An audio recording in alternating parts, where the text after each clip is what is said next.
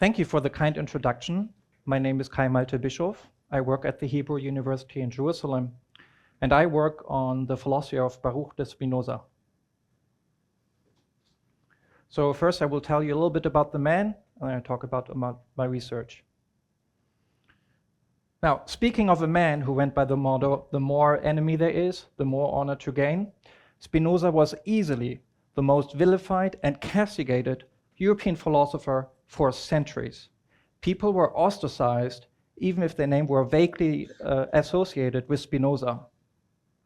A book forged in hell by the apostate Jew, the most monstrous hypothesis, he ought to be buried forever in an eternal oblivion. And these are some of the nicer things that were said about Spinoza. So what happened? Well, Spinoza got in trouble with the religious establishment. He not only challenged our idea of God, he also introduced a challenging new idea of God that questions what we take for granted.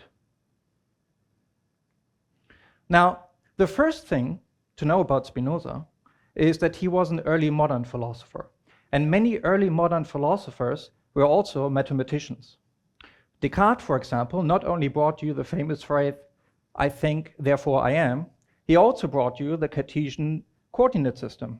Leibniz not only brought you the idea that this is the best of all possible worlds, he also brought you the calculus in mathematics.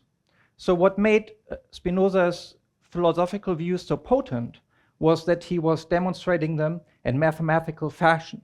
And that was a very convincing way to do it at the time. So if you compare Spinoza's ethics to a popular work in mathematics, for example, Euclid's Elements, you see that they have the same structure.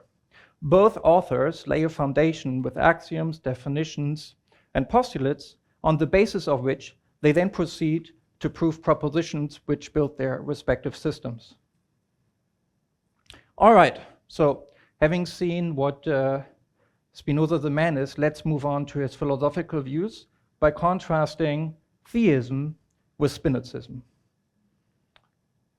So theistic religions, Judaism, Christianity, Islam, posit a God who pursues a purpose.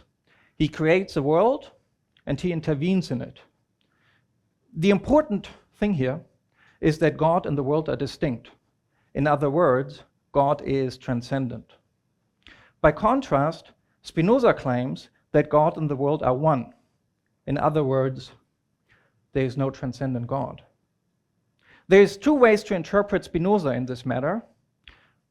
Less interestingly, and this was the interpretation of the religious establishment, Spinoza is an atheist who denies the existence of God. On this interpretation, God is demoted to the realm of the mundane, and the world is all there is. More interestingly, and that is the interpretation of Spinoza that I find appealing, Spinoza is not denying that God exists, but rather reconceives of God. On this interpretation, the world is elevated to the realm of the divine, and God is all there is. And you see the explosiveness of Spinoza's thought here, because traditionally, God has been conceived as infinite and perfect, and the world as imperfect and finite. Moreover, on a Christian view, we are asserting our mortal existence separate from God. But for Spinoza, we are just expressions of God, like waves in an ocean. All right, so this raises then the question, should we be theists or Spinozists? And in order to answer that question, let me introduce you to the debate. All right, so how do we debate Spinozism? Now, at the center of the debate stands the question as to whether or not God is extended. To be extended just means to have spatial properties, like being having dimension in terms of width, depth, or height. The idea is that if God is supposed to be one with the world, he must be extended just as the world is. Conversely, if God is not extended, he cannot be the same with an extended world. Now, the debate is governed by two definitions of extension.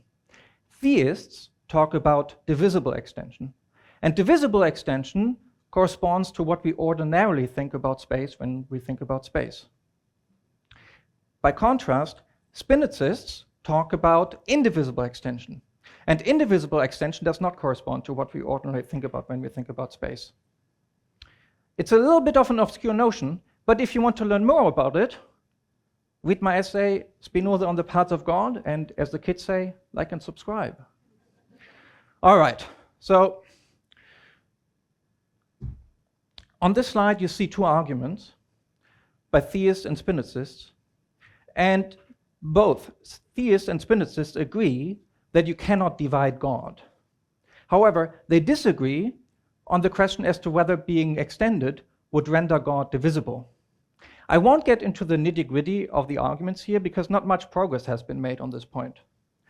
Part of the reason why not much progress has been made is because theists and Spinozists operate with different definitions of extension, and to that extent have been talking past each other.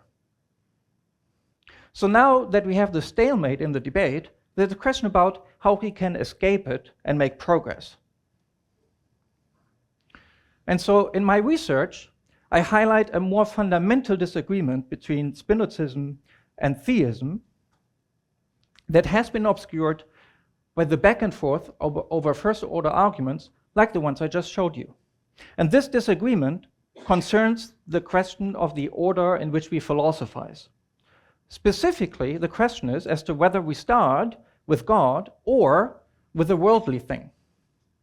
So to use a popular example in the history of philosophy, one way to think about the extension of God has been to think about what it means for a piece of wax to be extended and extrapolate from what it means to be extended for a piece of wax to what it would mean for God to be extended. But Spinoza argues that this is impossible. God is just very different, too different from worldly things, so we can't use them to learn about God. And consequently, Spinoza says that we need to start with God and see everything in light of that vision. So at the very start of philosophizing for Spinoza stands a vision of God. We can't learn from God by analogy, only by direct knowledge. And this is essentially what my research is. I apply a new framework to an older debate and try to make progress in this way. Now there's one more thing, and this concerns the experience of engaging with Spinoza, which in many respects is like peeling an onion. Not because he makes you cry, though he might do that too, but also because you have to peel off several layers of things you take for granted in order to appreciate the full power of his arguments. And in this respect, I think it's worthwhile to quote the greatest philosopher of all time, Mike Tyson. Mike Tyson once said, "Everybody has a plan until they get punched in the face." And I feel that what's true in boxing is also true in our intellectual life. We need a sparring partner to test our views. We can be certain of a view only to the extent that we have engaged with the opposing view in its strongest form. And Spinoza makes for a great sparring partner. Thank you. I'm happy to take questions.